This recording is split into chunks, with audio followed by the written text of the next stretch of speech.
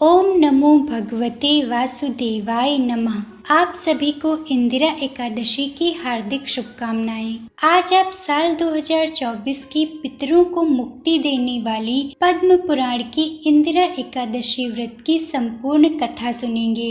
इंदिरा एकादशी के दिन भगवान शालिग्राम की पूजा का विशेष महत्व होता है, इसलिए आज हम आपको इंदिरा एकादशी व्रत की संपूर्ण कथा के साथ पद्म पुराण के पाताल खंड में वर्णित भगवान शालिग्राम की पूजा की महिमा का भी श्रवण कराएंगे। पद्म पुराण के अनुसार भगवान शालिग्राम की पूजा की महिमा सुनने से मनुष्य की सभी मनोकामनाएं पूरी होती हैं। जाने अनजाने में हुए सभी पापों से मुक्ति मिलती है और साथ ही अंत समय में मोक्ष की प्राप्ति होती है। इसलिए आपसे अनुरोध है कि आज की कथा पूरी अवश्य सुनिएगा। अब हम कथा आरंभ करते हैं। पद्म पुराण के अनुसार युधिष्ठिर ने पूछा, मधुसूदन, कृपा करके मुझे यह बताइए कि आश्विन कृष्ण पक्ष में कौन सी एकादशी होती है। भगवान श्री कृष्ण बोले, राजन, आश्विन कृष्ण पक्ष में इंदिरा नाम की एकादशी होती है। उसके व्रत के प्रभाव से बड़े बड़े पापों का नाश हो जाता है। नीच योनि में पड़े हुए पितरों को भी यह एकादशी सद्गति देने वाली है। राजन, पूर्व काल की बात है, सत्य युग में इंद्रसेन नाम से विख्यात राजकुमार थे, जो अब माहिष्मतीपुरी के राजा होकर धर्म पूर्वक प्रजा का पालन करते थे। उनका यश सब ओर फैल चुका था। राजा इंद्रसेन भगवान विष्णु की भक्ति में तत्पर हो गोविंद के मोक्षदायक नामों का जप करते हुए समय व्यतीत करते थे और विधि पूर्वक अध्यात्म के चिंतन में संलग्न रहते थे। एक दिन राजा राजसभा में सुख पूर्वक बैठे हुए थे। इतने में ही देवर्षि नारद आकाश से उतरकर वहां आ पहुँचे। उन्हें आया देख राजा हाथ जोड़कर खड़े हो गए और विधि पूर्वक पूजन करके उन्हें आसन पर बिठाया। इसके बाद वे इस प्रकार बोले, मुनिश्रेष्ठ, आपकी कृपा से कुशल है। आज आपके दर्शन से मेरी संपूर्ण यज्ञ क्रियाएं सफल हो गईं। देवर्षि, अपने आगमन का कारण बताकर मुझ पर कृपा करें। नारद जी ने कहा, नृपश्रेष्ठ, सुनो, मेरी बात तुम्हें आश्चर्य में डालने वाली है। मैं ब्रह्मलोक से यमलोक में आया था। वहाँ एक श्रेष्ठ आसन पर बैठा और यमराज ने मेरी भक्ति पूर्वक पूजा की। उस समय यमराज की सभा में मैंने तुम्हारे पिता को भी देखा था। वे व्रत भंग के दोष से वहाँ आए थे। राजन, उन्होंने तुमसे कहने के लिए एक संदेश दिया है, उसे सुनो। उन्होंने कहा है, बेटा, मुझे इंदिरा के व्रत का पुण्य देकर स्वर्ग में भेजो। उनका यह संदेश लेकर मैं तुम्हारे पास आया हूँ। राजन, अपने पिता को स्वर्ग लोक की प्राप्ति कराने के लिए इंदिरा का व्रत करो। राजा ने पूछा, कृपा करके इंदिरा का व्रत बताइए। किस पक्ष में, किस तिथि को और किस विधि से उसका व्रत करना चाहिए। नारद जी ने कहा, राजेंद्र, सुनो, मैं तुम्हें इस व्रत की शुभ कारक विधि बतलाता हूँ। आश्विन मास के कृष्ण पक्ष की दशमी के उत्तम दिन श्रद्धा युक्त चित्त से प्रातः काल स्नान करे। फिर मध्याह्न काल में स्नान करके एकाग्र चित्त हो एक समय भोजन करे तथा रात्रि में भूमि पर सोए। रात्रि के अंत में निर्मल प्रभात होने पर एकादशी के दिन दातुन करके मुंह धोए। इसके बाद भक्ति भाव से इस मंत्र को पढ़ते हुए उपवास का नियम ग्रहण करे। अद्य स्थित्वा निराहारा सर्वभोग विवर्जिता स्वभोक्षे पुंडरीकाक्ष शरणम में भवाच्युत। अर्थात, कमल नयन भगवान नारायण, आज मैं सब भोगों से अलग हो निराहार रहकर कल भोजन करूंगा। अच्युत, आप मुझे शरण दें। इस प्रकार नियम करके मध्याह्न काल से पितरों की प्रसन्नता के लिए शालिग्राम शिला के सम्मुख विधि पूर्वक श्राद्ध करे तथा दक्षिणा से ब्राह्मणों का सत्कार करके उन्हें भोजन करावे। पितरों को दिए हुए अन्नमय पिंड को सूंघकर विद्वान पुरुष गाय को खिला दे। फिर धूप गंध आदि से भगवान ऋषिकेश का पूजन करके रात्रि में उनके समीप जागरण करे। तत्पश्चात सबेरा होने पर द्वादशी के दिन पुनः भक्ति पूर्वक श्री हरि की पूजा करे। उसके बाद ब्राह्मणों को भोजन कराकर भाई, बंधु, नाती और पुत्र आदि के साथ स्वयं मौन होकर भोजन करे। राजन, इस विधि से आलस्य रहित होकर तुम इंदिरा का व्रत करो। इससे तुम्हारे पितर भगवान विष्णु के वैकुंठ धाम में चले जाएंगे। भगवान श्री कृष्ण कहते हैं, राजन, राजा इंद्रसेन से ऐसा कहकर देवर्षि नारद अंतर्धान हो गए। राजा ने उनकी बताई हुई विधि से अंतःपुर की रानियों, पुत्रों और भृत्यों सहित उस व्रत का अनुष्ठान किया। कुंती नंदन, व्रत पूर्ण होने पर आकाश से फूलों की वर्षा होने लगी। इंद्रसेन के पिता गरुड़ पर आरूढ़ होकर श्री विष्णु धाम को चले गए और राजर्षि इंद्रसेन भी अकंटक राज्य का उपभोग करके अपने पुत्र को राज्य पर बिठाकर स्वयं स्वर्गलोक को गए। इस प्रकार मैंने तुम्हारे सामने इंदिरा व्रत के महात्म्य का वर्णन किया है। इसको पढ़ने और सुनने से मनुष्य सब पापों से मुक्त हो जाता है। जय श्री कृष्ण। पद्म पुराण में वर्णित भगवान शालिग्राम की पूजा की महिमा सुनने से पहले कृपया वीडियो को लाइक करके कमेंट में जय श्री हरि विष्णु जरूर लिखें। पद्म पुराण के पाताल खंड में वर्णित भगवान शालिग्राम जी की पूजा की महिमा सुमति जी ने भगवान श्री राम के सबसे छोटे भाई शत्रुघ्न जी को सुनाई थी।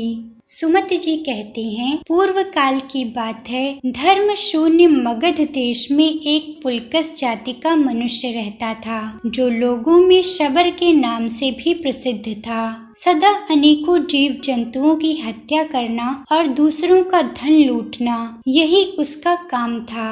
राग, द्वेष और काम, क्रोध आदि दोष सदा उसमें भरे रहते थे।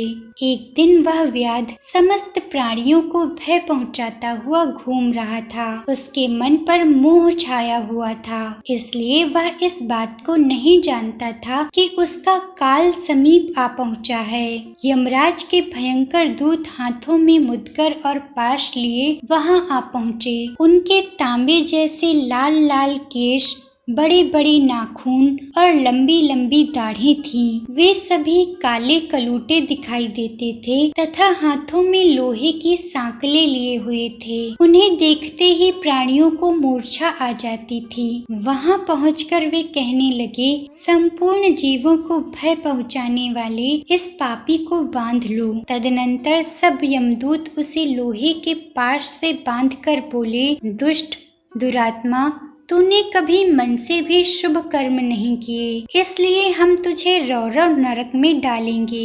जन्म से लेकर अब तक तूने कभी भगवान की सेवा नहीं की। समस्त पापों को दूर करने वाले श्री नारायण देव का कभी स्मरण नहीं किया। अतः धर्मराज की आज्ञा से हम तुझे बारंबार पीटते हुए लोह शंकु, कुंभीपाक अथवा अति रौरव नरक में ले जाएंगे। ऐसा कहकर यमदूत ज्यों ही उसे ले जाने को तैयार हुए, त्यों ही महाविष्णु के चरणों की सेवा करने वाले एक भक्त महात्मा वहां आ पहुँचे। उन वैष्णव महात्मा ने देखा कि यमदूत पाश, मुद्गर और दंड आदि कठोर अस्त्र धारण किए हुए हैं तथा पुलकस को लोहे की सांकलों में बांधकर ले जाने को तैयार हैं। भगवत भक्त महात्मा बड़े दयालु थे। उस समय पुलकस की अवस्था देखकर उनके हृदय में अत्यंत करुणा भर आई और उन्होंने मन ही मन इस पर विचार किया कि यह पुलकस मेरे समीप रहकर अत्यंत कठोर यातना को न प्राप्त हो, इसलिए मैं अभी यमदूतों से इसको छुटकारा दिलाता हूँ। ऐसा सोचकर वे कृपालु मुनीश्वर हाथ में शालिग्राम शिला लेकर पुलकस के निकट गए और भगवान शालिग्राम का पवित्र चरणामृत, जिसमें तुलसी दल भी मिला हुआ था, उसके मुख में डाल दिया। फिर उसके कान में उन्होंने राम नाम का जाप किया, मस्तक पर तुलसी रखी और छाती पर महाविष्णु की शालिग्राम शिला रखकर कहा,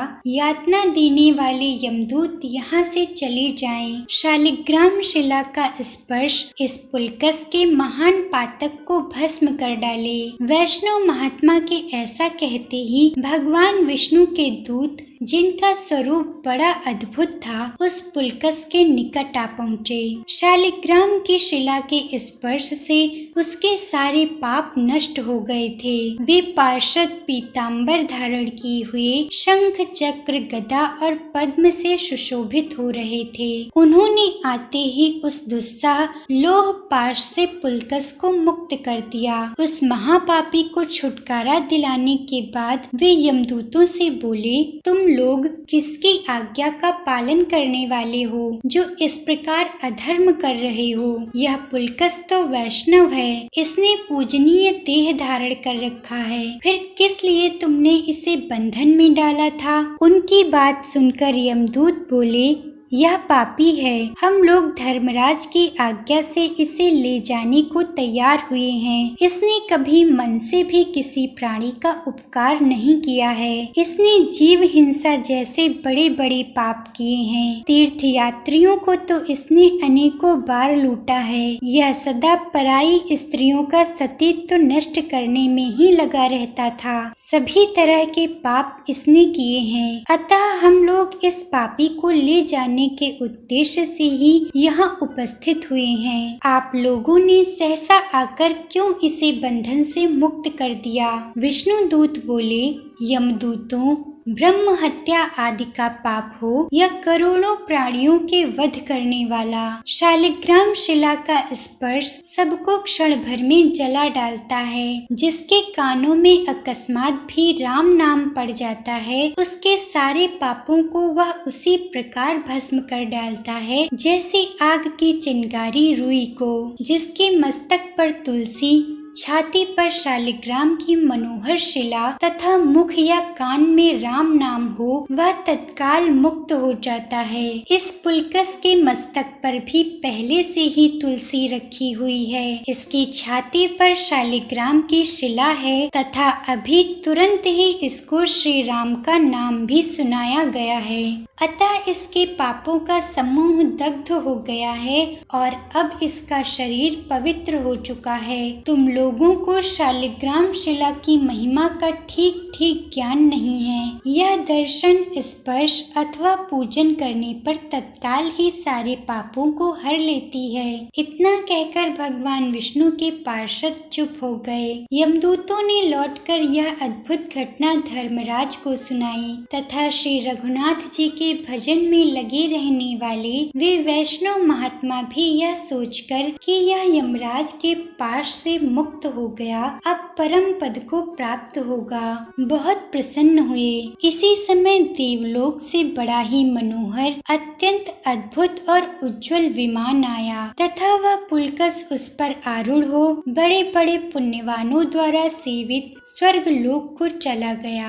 वहाँ प्रचुर भोगों का उपभोग करके फिर इस पृथ्वी पर आया और काशीपुरी के भीतर एक शुद्ध ब्राह्मण वंश में जन्म लेकर उसने विश्वनाथ जी की आराधना की एवं अंत में परम पद को प्राप्त कर लिया। वह पुलकस पापी था तो भी साधु संग के प्रभाव से शालिग्राम शिला का स्पर्श पाकर यमदूतों की भयंकर पीड़ा से मुक्त हो परम पद को पा गया। सुमति कहते हैं, राजन, यह मैंने शालिग्राम शिला के पूजन की महिमा बतलाई है। इसका श्रवण करके मनुष्य सब पापों से छूट जाता है और भोग तथा मोक्ष को प्राप्त होता है। भगवान श्री हरि विष्णु की जय। पुराणों की ऐसी ही सच्ची भक्तिमय कथाएं सुनने के लिए कृपया हमारे चैनल को सब्सक्राइब जरूर करें।